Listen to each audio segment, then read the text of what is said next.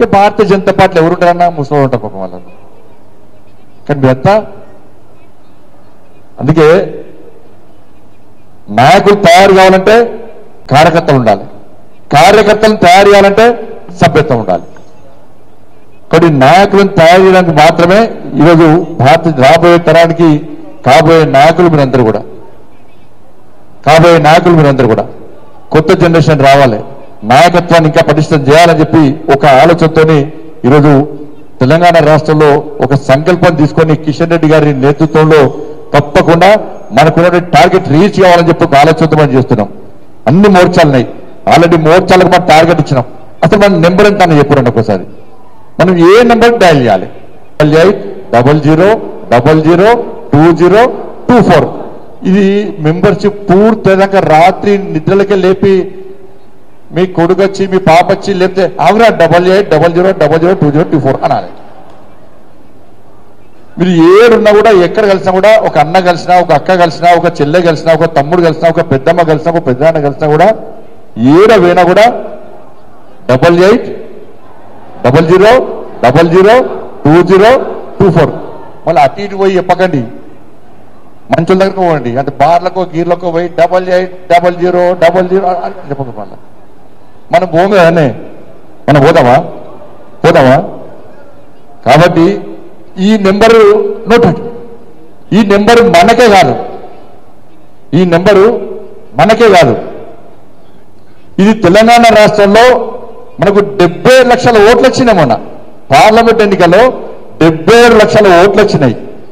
మరి 77 లక్షల మంది నరేంద్ర మోడీ నాయకత్వాన్ని నమ్మి, భారతీయ జనతా పార్టీని నమ్మి మీరందరూ కష్టపడ్డ తీరు వల్ల పోలింగ్ బూత్సాల్లో కార్యకర్తలు చూసే ఇలా కమలం గుర్తు మీద ఓటేసిన వాళ్ళు. డౌట్ లేదు కదా.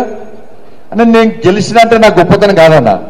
ఎవరు గెలిచినా కూడా, భారతీయ జనతా పార్టీలో ఎవరు గెలిచినా కూడా నరేంద్ర మోడీ గారు చెప్పారు, నేను ప్రధానమంత్రి అయినా అంటే నాకు ప్రధానమంత్రి కావడానికి ఇక్కడ గెలిచిన ఎంపీలు కాదు, ఈ వేదికైన నాయకులు కాదు, పోలింగ్ బూత్సాల్లో కష్టపడి పనిచేసే కార్యకర్తల వల్లనే నేను ప్రధానమంత్రి అయినా. నేను ఎంపీగా పోటీ చేస్తే నా పార్లమెంట్ నియోజకవర్గంలో నేను పోలింగ్ బూతులు తిరగలే. చాలా మంది పోలింగ్ బూత్లు తెలియవచ్చు, నేను గ్రామాలు తిరగలే, మండల కేంద్రాలు తిరిగినా కావచ్చు, కానీ అనేక గ్రామాలు తిరగలే, అనేక పోలింగ్ బూత్లు తిరగలే. కానీ ఓట్లు ఎట్లా పడ్డాయి? ఎవరి వల్ల పడ్డాయి? కార్యకర్తలు కష్టపడుతూనే ఓట్లు పడ్డాయి. ప్రతి పోలింగ్ బూత్ కమిటీ పోయి అన్న బండి సంజయ్ అన్న పోటీ చేస్తున్నాడు, మోడీ గారు టికెట్ ఇచ్చారు, నడ్డా గారు టికెట్ ఇచ్చారు, కరీంనగర్ పార్లమెంట్ సభ్యుడిగా పోటీ చేస్తున్నాడు, పువ్వు గుర్తు ఫలానా సీరియల్ నెంబర్ దయచేసి ఓటీ అన్న. మీకేమైనా ఇబ్బంది ఉంటే మేము సంజయనం కలుస్తాం, సంజయన పోయి మోడీ గారితో మాట్లాడతారు, నడ్డా గారితో మాట్లాడతారు, కిషన్ గారితో మాట్లాడతారు, మనకు పనులు చేసి పడుతుంది. ప్లీజ్ అన్న ఓటేయన్నా, అక్క ఓటేయి, అన్న ఓటేయి అని చెప్పి ఎవరు తిరుగుతారన్నా? కార్యకర్తలు తిరుగుతారు. కాబట్టి ఇవాళ కార్యకర్తలు తలుచుకుంటేనే ఇలా మెంబర్షిప్ అవుతుంది.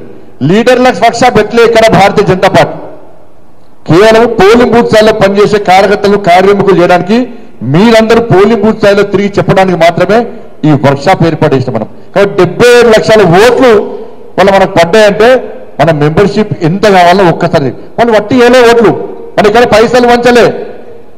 భారతీయ జనతా పార్టీ పైసలు ఇస్తే ఓట్లు లేవని ప్రజలప్పుడు ఆలోచన ఉండదు, బిర్యానీ తినిపిస్తే ఓటు అని చెప్పి ప్రజలప్పుడు ఆలోచన ఉండదు. భారతీయ జనతా పార్టీ చేసే ప్రతి ఓటు కూడా విలువైన ఓటు, నిబద్ధతని నిజాయితీని ప్రజలు ఓట్లు తప్ప వేరే ఓట్లు కావు భారతీయ జనతా పార్టీ పడే ఓట్లు. 77 లక్షల మంది వాళ్ళు నరేంద్ర మోడీ గారి నాయకత్వం నమ్మి, భారతీయ జనతా పార్టీ కార్యకర్తలు నమ్మి ఓట్లు వేసినంటే ఈ 75 లక్షల మెంబర్షిప్ పక్కా మనకు కావాలన్నా వద్దా? 75 లక్షలు కాకుండా కనీసం దానిలో 70% మనకు కావాలి. ఇది మన మెంబర్షిప్ టార్గెట్. వాళ్ళ మోర్చాల వారిగా కూడా మన టార్గెట్ ఇచ్చినాం. యువమోర్చా ఎంతమైందర్? 5 లక్షల యువమోర్చా అవుతుందా? యువమోర్చా కాకపోతే చేతులెత్తాలి. రాష్ట్ర అధ్యక్షుడు ఇచ్చిండా లేకపోతే మీరు కూడా అనుకున్నారా? పక్కా 5 లక్ష పక్కనా చెప్తలేరు, ఇంకా గట్టిగా చలో.